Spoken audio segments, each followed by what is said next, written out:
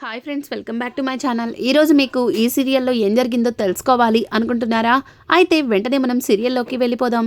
ఇక పల్లవి అయితే ఎంత ఆపాలనుకున్నా శ్రీరామనవమి జరపడం ఆపడం కుదరలేదని చెప్పి కోపంతో రగిలిపోతూ ఉంటుంది.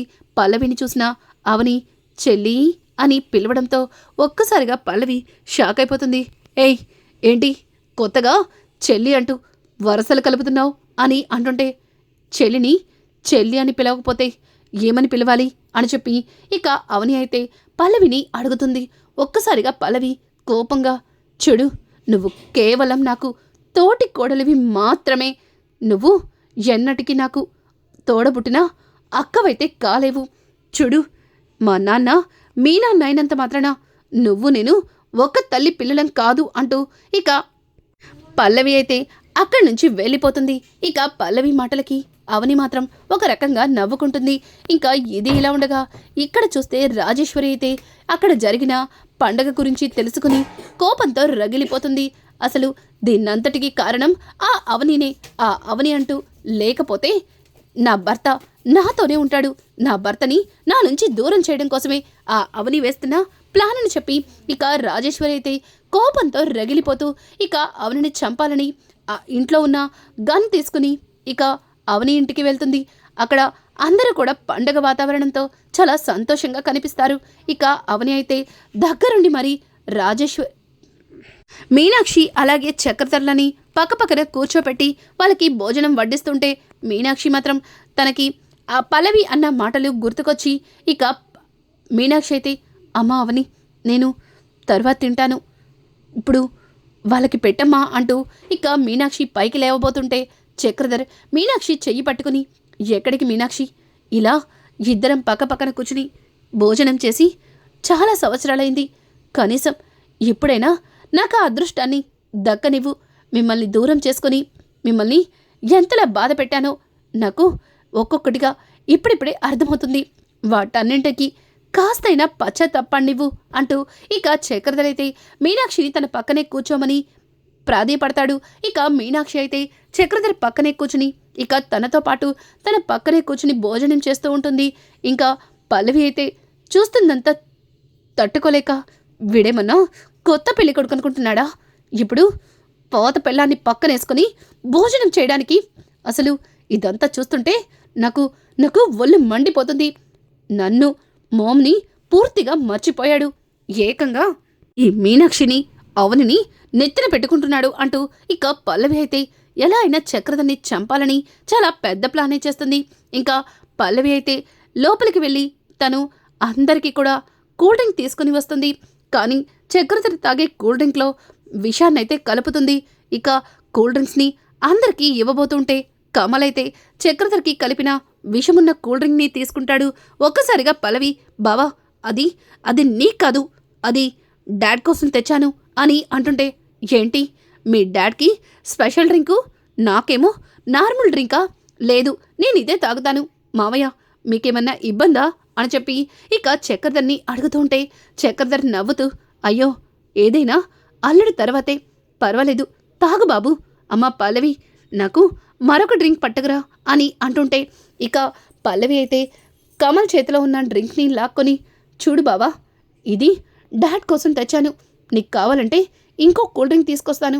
అయినా పెద్దవాళ్ళు తాగకుండా ఇలా చిన్నవాళ్ళు తీసుకోవడం సంస్కారం కాదు అంటూ ఇక పల్లవి అయితే చాలా మంచిదానిలాగా మాట్లాడుతూ చక్రధర్ చేతిలో డ్రింకునైతే పెడుతుంది. ఇదంతా గమనించిన అవని, పల్లవిలో మార్పు వచ్చిందా, లేకపోతే పల్లవి ఏదన్నా కుట్ర చేస్తుందా అన్నట్టుగా ఇక అవని అయితే పల్లవి వైపు అనుమానంగా చూస్తుంది. ఇక పల్లవి అవని తనని చూడడం గమనించి ఇక తనకి తను తమాయించుకొని, అందరూ పెద్దవాళ్ళుండగా ఇలా చిన్నవాళ్ళం మనం వాళ్ళకివ్వకుండా తీసుకోవడం పద్ధతి కాదని అంతకుముందు అవని ఎక్కి చెప్పింది. అదే విషయాన్ని గుర్తు చేసుకొని ఇప్పుడు మాట్లాడుతున్నాను, అంతే అంతే అనుకుంటూ ఇక పల్లవి అయితే పక్కన ఉన్న మరొక కూల్ డ్రింక్ని తీసుకుని కమల్కి అయితే ఇస్తుంది. బావా, నీకు కూడా నేను స్పెషల్గా చేశాను, చాలా ప్రేమగా తెచ్చాను, తాగు బావా అంటూ ఇక పల్లవి కమల్ చేతిలో కూల్ డ్రింక్ని అయితే పెడుతుంది. ఇంకా ఇక్కడ చూస్తే చక్రధర్ నవ్వుతూ ఇంకా ఆ కూల్ డ్రింక్ని తాగుతూ, మీనాక్షి, నువ్వు కూడా కాస్త డ్రింక్ తాగు, ఇప్పుడే భోంచేసావు కదా అంటూ ఇక తన చేతిలో ఉన్న కూల్ డ్రింక్ని మీనాక్షికి ఇస్తుంటాడు. ఇక పల్లవి అయితే వీళ్ళిద్దరిలో ఎవ్వరు తాగినా నాకు పట్టిన దరిద్రం పోతుంది. ఒకవేళ ఈ మీనాక్షి తాకితే ఇక శాశ్వతంగా డాడీ మాతోనే ఉండిపోతాడు. ఒకవేళ డాడ్ తాగితే ఆ యావదస్తి నా సొంతం అవుతుంది అంటూ ఇక పల్లవి అయితే తన మనసులో ఆలోచించుకుంటూ వాళ్ళిద్దరూ ఆ కూల్ డ్రింక్ని తాగుతారా లేదా అన్నట్టుగా అలాగే చూస్తుంది. ఇంకా ఇంతలో జరుగుతుందంతా కూడా ఇక రాజేశ్వరి అయితే గుమ్మం బయట నుంచుని కోపంగా చూస్తుంది. ఒక్కసారిగా రాజేశ్వరిని చూసిన ఇంకా అవని అయితే పిన్ని గారు వచ్చారా? మీరు రావడం నిజంగా చాలా సంతోషంగా ఉంది. ఇక్కడ జరుగుతుందంతా మీరు చూడలేదని చాలా బాధపడ్డాను. కానీ ఇప్పుడు మీరు కూడా వచ్చేశారు. నాకు మీరు రావడం చాలా సంతోషంగా ఉంది అంటూ ఇక అవని అయితే రాజేశ్వరి దగ్గరికి వెళ్తూ ఉంటే రాజేశ్వరి, ఏయ్ ఆగవే, ఎక్కడికి వస్తున్నావు? నేనొచ్చింది నీ కోసం, నిన్ను చంపడం కోసం. నీ వల్లే కదా నా భర్త నా కళ్ళు కప్పి ఇల్లు దాటి బయటికి వచ్చాడు. అలాగే ఇదిగో ఈ దరిద్రంతో కూర్చుని నవమి పండగ చేశాడు. ఇదంతా కూడా నా కళ్ళతో నేను చూడలేదని ఇంకా నువ్వు బాధపడుతున్నావా? అసలు నువ్వే లేకపోతే ఈ గొడవలన్నీ రావు అంటూ ఇక రాజేశ్వరి అయితే తన చేతిలో ఉన్న గన్ని అవని వైపు షూట్ చేయడానికి ఇక అవని వైపు పెడుతుంది. ఒక్కసారిగా రాజేశ్వరి చేస్తున్న పని చూసి అందరూ కూడా షాక్ అవుతారు. అలాగే కంగారు పడతారు. ఇంకా చక్రధర్ అయితే తన చేతిలో ఉన్న కూల్ డ్రింక్ని కింద పడేస్తాడు. ఇంకా రాజేశ్వరి, ఏం చేస్తున్నావు? అసలు నీకు బుద్ధుందా? అసలు నువ్వు చేస్తుంది చాలా తప్పు. ఆగు ఆగు రాజేశ్వరి అంటూ ఇక చక్రధర్ ముందుకు వెళ్ళబోతుంటే రాజేశ్వరి గన్తో చక్రధర్ వైపు చూపించి, చూడండి, మీరు అడ్డొస్తే మాత్రం మిమ్మల్ని షూట్ చేస్తాను. మర్యాదగా దూరంగా వెళ్ళండి అంటూ ఇక రాజేశ్వరి అయితే చక్రధర్ని దూరంగా వెళ్ళమంటుంది. చక్రధర్ దూరంగా వెళ్తాడు. ఇక కమల్ అలాగే అక్షయ్ ఇద్దరు ముందుకొచ్చి, అత్తయ్య మీరేం చేస్తున్నారో మీకు అర్థం కావట్లేదు. మీరు ఆవేశంలో ఉన్నారు. ఒక్కసారి ఆలోచించండి. అవని ఎట్లాంటి పొరపాటు చేయలేదు. కేవలం తను మొక్కు తీర్చుకోవడం కోసమే మావయ్యని గుడికి రమ్మంది. అంత మాత్రాన నువ్వు అవని మీద ఇంత కోపాన్ని చూపించడం ఏమాత్రం బాగాలేదు అంటూ ఇక రాజేశ్వరికి అక్షయ్ అలాగే కమల్ ఇద్దరు కూడా సర్ది చెప్పడానికి ప్రయత్నిస్తారు. చూడండి, ఈ అవని మొదటి నుంచి తన మాయ మాటలతో నన్ను తన వలలో వేసుకుంది. తను ఏం చెప్పినా సరే గుడ్డిగా నమ్మాను. నా కన్న కూతుర్ని కూడా దూరం పెట్టాను. కానీ ఈరోజు ఈ అవని నా భర్తని నా నుంచి దూరం చేయాలని చూస్తుంది. పైగా ఇన్ని సంవత్సరాల నుంచి వాళ్ళమ్మ ఒంటరిగా ఉందని ఇప్పుడు నేను ఒంటరిగా ఉండాలని ఆలోచిస్తుంది. ఇట్లాంటిది బతకూడదు అని చెప్పి ఇక రాజేశ్వరి అయితే దీన్ని చంపేస్తేనే మళ్ళీ నా భర్త నా దగ్గరికి వస్తాడు అంటూ ఇక రాజేశ్వరి అయితే అవని వైపు కోపంగా గన్ చూపిస్తే ఇంకా ఇంతలో ఒక్కసారిగా ఇక మరొక గొంతుతో, చంపేయాలి రాజేశ్వరి. నీ భర్తని నీ నుంచి దూరం చేయాలనుకున్నా ఎవ్వరిని కూడా బ్రతకనివ్వకూడదు. చంపేసి అని చెప్పి ఇక వెనక నుంచి మరొక వాయిస్ అయితే వినిపిస్తుంది. ఒక్కసారిగా అందరూ కూడా వెనక్కి తిరిగి చూస్తారు. ఇక వీల్ చైర్లో కూర్చున్న రాజేంద్ర ఒక్కసారిగా లేచి నుంచుంటాడు. రాజేంద్రని చూసిన పార్వతి అలాగే కుటుంబ సభ్యులు చాలా ఆనందపడతారు. ఇక అవని అయితే మావయ్య గారు అంటూ చాలా ఎమోషనల్గా రాజేంద్ర దగ్గరికి వస్తుంది. రాజేంద్ర అయితే నువ్వు ఆగమ్మా అంటూ ఇక రాజేంద్ర అయితే, రాజేశ్వరి, నువ్వు తీసుకున్న నిర్ణయం 100కి 3 కరెక్ట్. నువ్వు అవనిని చంపేయాలి. ఎందుకంటే నీ భర్తని నీ నుంచి దూరం చేయాలి అనుకుంటున్నా ఇలాంటి వ్యక్తి బ్రతికుండకూడదు. అలాగే పార్వతి, నువ్వు కూడా పల్లవిని ఇప్పటికిప్పుడే చంపేయాలి అని అంటుంటే ఒక్కసారిగా రాజేశ్వరి, అన్నయ్య ఏమంటున్నావు? నా కూతుర్ని చంపడమేంటి అని అంటుంటే, అంతే కదమ్మా, నీ భర్తని నీ నుంచి దూరం చేస్తున్నా అవనిని నువ్వు చంపాలి అనుకుంటున్నావు. అందులో ఎలాంటి తప్పు ఎలాంటి పొరపాటు లేనప్పుడు మరి నన్ను చంపాలి అనుకున్నా నీ కూతుర్ని కూడా పార్వతి చంపేయాలి కదా.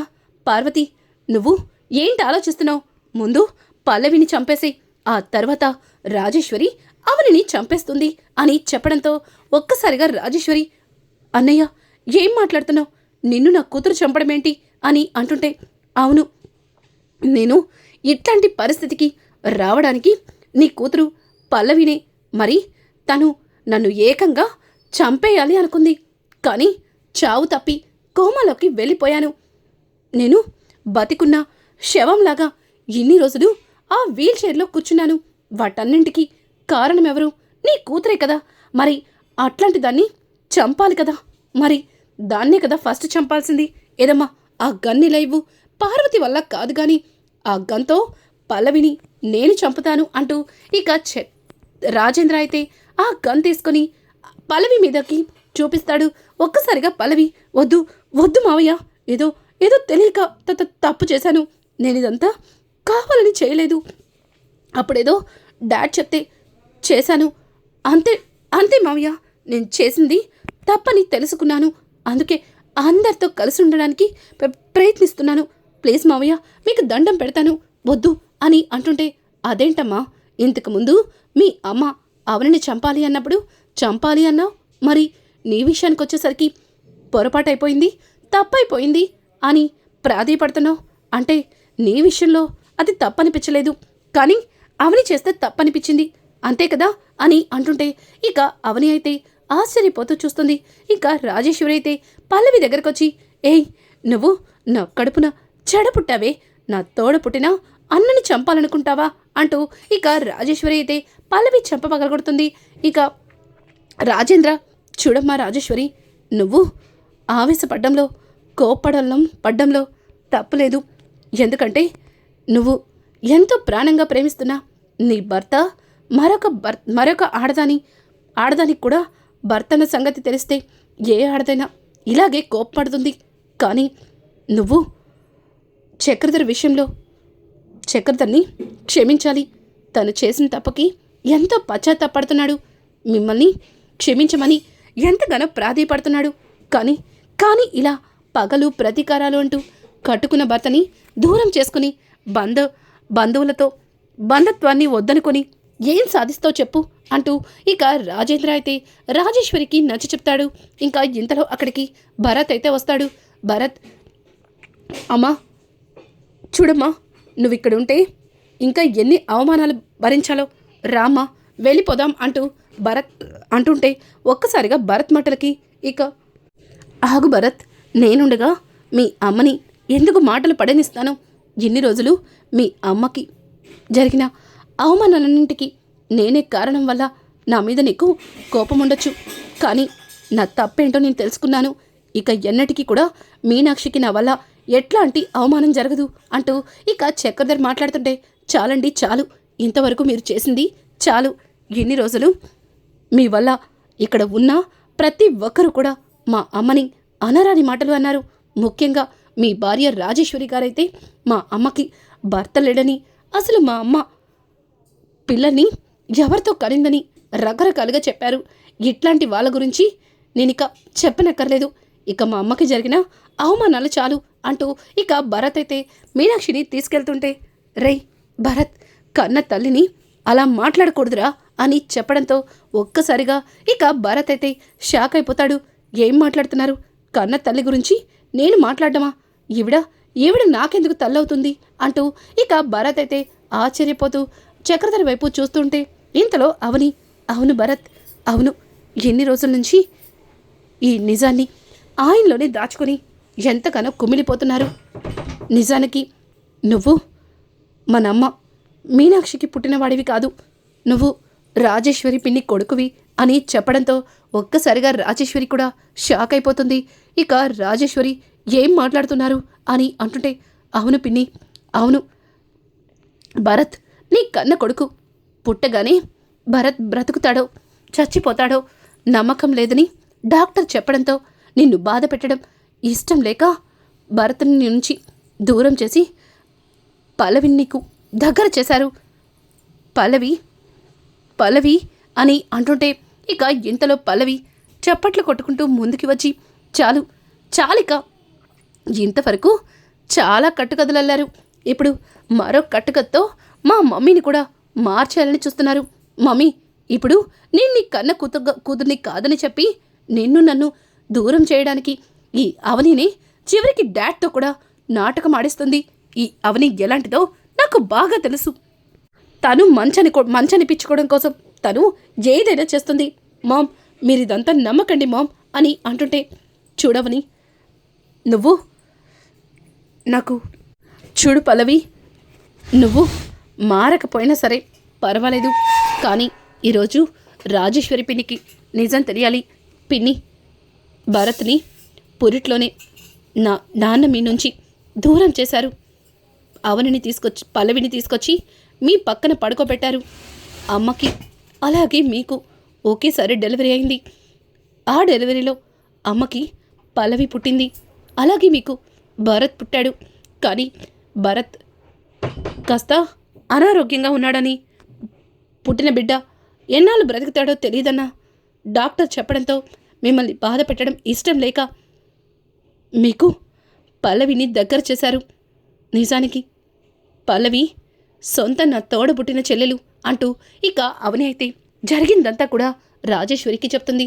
ఒక్కసారిగా రాజేశ్వరి షాక్ అయిపోతూ చక్రధర్ వైపు చూస్తుంటే చక్రధర్ అవును అన్నట్టుగా తల ఊపుతాడు.